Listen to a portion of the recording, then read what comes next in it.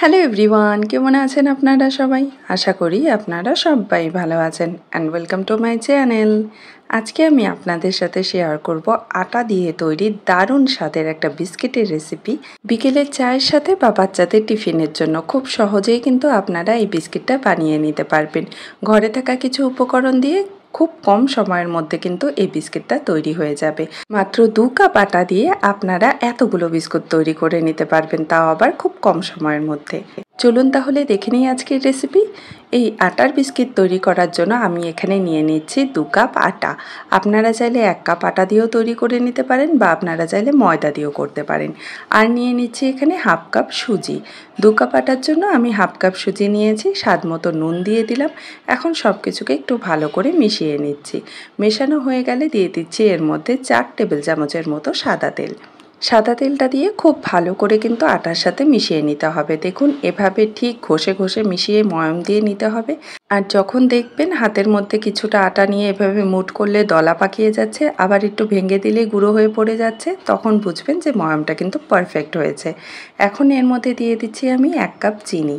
মিষ্টিটা আপনারা আপনাদের স্বাদ মতন ব্যবহার করতে পারেন। এখন এর মধ্যে দিয়ে দিচ্ছি আমি 3 টেবিল চামচের মতো কুচো করা কিশমিশ।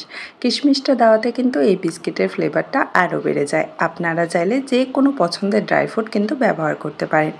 এখন এর মধ্যে অল্প অল্প করে জল দিয়ে আমি একটা ডো তৈরি করে নেব। জল কিন্তু একবারে দিতে যাবেন না, অল্প অল্প করে জলটা দিয়ে একটা ডোয়ের মতো কিন্তু তৈরি করে নিতে হবে।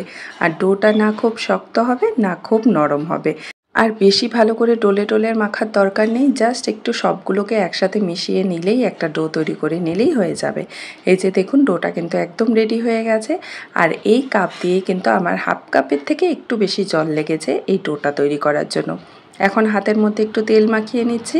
এখন সবগুলো বিস্কিট বানিয়ে নেব, তার জন্য এরকম ছোট করে একটু লেচি কেটে নিয়েছি আর এটাকে হাতের তালুতে এভাবে গোল করে একটু ফ্ল্যাট করে দিয়েছি আর এভাবে চেপে চেপে একটা বিস্কিটের শেপ দিয়ে নিচ্ছি। এখন এটাকে একটা চাকু দিয়ে আমি একটু ডিজাইন করে দিচ্ছি এর উপরে। আপনারা চাইলে নিজের যে কোনো পছন্দের কিন্তু শেপ বা ডিজাইন করে নিতে পারেন। তো ওখানে এই যে দেখুন বিস্কিটটা কিন্তু একদম রেডি হয়ে গেছে। আপনারা চাইলে কিন্তু এটাকে বেলে নিয়েও কুকি কাটার দিয়েও শেপ দিয়ে নিতে পারেন। আমি এখানে হাত দিয়ে এভাবে শেপ দিয়ে নিচ্ছি। আর বেক করার ঝামেলা ছাড়াই কিন্তু আজকে আমি আপনাদের বিস্কিটটা তৈরি করে দেখাবো। খুব কম সময়ের মধ্যে কিন্তু আপনারা বিস্কিটটা তৈরি করে নিতে পারবেন। তো এই যে দেখুন এখানে সবগুলো বিস্কিট কিন্তু আমি তৈরি করে নিয়েছি একইভাবে। বাড়িতে একবার এই বিস্কিটগুলো বানিয়ে দেখুন, ছোট থেকে বড় সবাই কিন্তু খুব পছন্দ করবে। এবার চলুন এই বিস্কিটগুলোকে আমরা ভেজে নেব।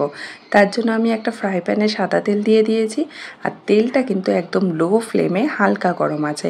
আপনারা দেখে বুঝতেই পারছেন যে বিস্কিটগুলো দেওয়ার সাথে সাথে কিন্তু 4-5 থেকে বাবল বের হয়নি, একটু পরেই কিন্তু বাবল বের হওয়া শুরু হয়েছে। তার মানে তেলটা কিন্তু আমি একদমই হালকা গরম করেছি। এখন সবগুলো বিস্কিট দিয়ে লো ফ্লেমে কিন্তু এটাকে আমাদের ভেজে নিতে হবে।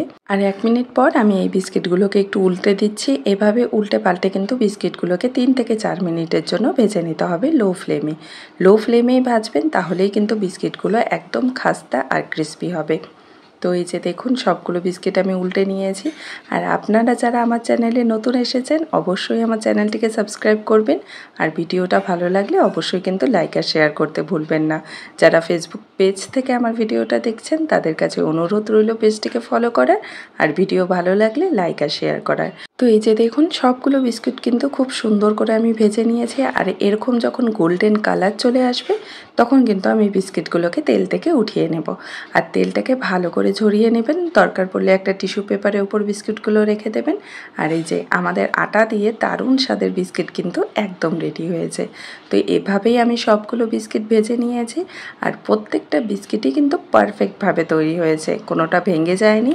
ভাজার সময় বিস্কিটগুলো একটু নরম থাকে, কিন্তু যখন এগুলো ঠান্ডা হয়ে যায় তখন কিন্তু দারুণ খাস্তা আর ক্রিস্পি হয়ে যাবে এই বিস্কিট। আর এই চিনিটা এভাবে দানা থাকাতে খেতে কিন্তু দারুণ লাগবে। আমি আপনাদের একটা ভেঙে দেখাচ্ছি যে কতটা ভালোভাবে বিস্কিটটা তৈরি হয়েছে। এই যে দেখুন উপরটা একদম খাস্তা, ভিতরটা কিন্তু একদম সফট। তো এই বিস্কিট বানানো কিন্তু খুবই সহজ। ঘরে থাকা কিছু উপকরণ দিয়ে আপনারা এই বিস্কিটটা খুব সহজেই তৈরি করে নিতে পারবেন। আজকের এই রেসিপিটা যদি আপনাদের ভালো লেগে থাকে তো কমেন্টে কিন্তু অবশ্যই জানাবেন। দেখা হবে আপনাদের সাথে আরেকটি নতুন রেসিপি নিয়ে। ভালো থাকবেন, সুস্থ থাকবেন। Bye bye.